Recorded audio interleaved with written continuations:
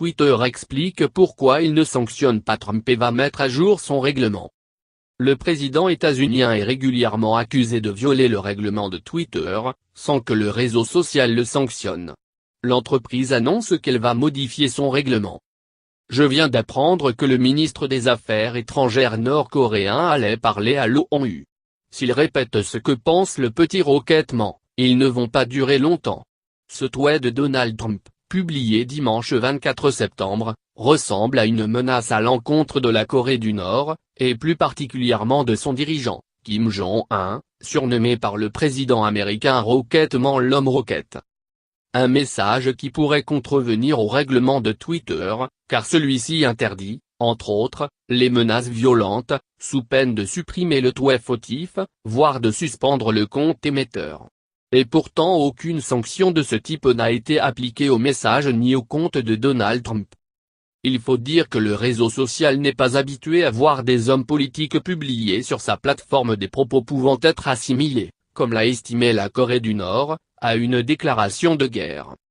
Lundi, le réseau social s'est expliqué dans une série de tweets, en commençant par affirmer qu'il appliquait les mêmes règles à tous les comptes, en prenant en considération un certain nombre de facteurs pour déterminer si un tweet viole nos règles.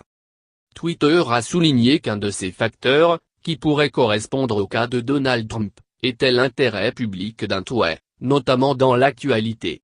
L'entreprise a expliqué que cette règle, non connue des internautes, était appliquée en interne, et que Twitter allait bientôt mettre à jour son règlement public en ce sens.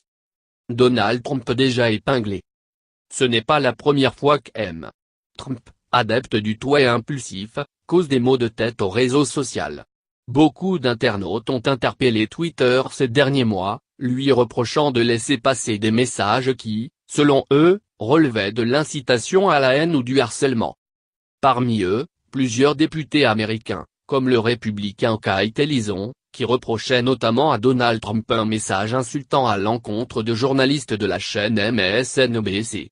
Le président des États-Unis a également été accusé d'incitation à la violence, par exemple avec ce tweet le dépeignant frappant violemment une personne représentant la chaîne CNN. Depuis le début Twitter reste sur la même ligne, affirmant que les mêmes règles s'appliquent à tous, qu'on débarque sur le réseau social ou qu'on soit président des États-Unis avec près de 40 millions d'abonnés. Pour la première fois, le comportement du président américain pousse toutefois Twitter à réagir davantage, et même à modifier son règlement.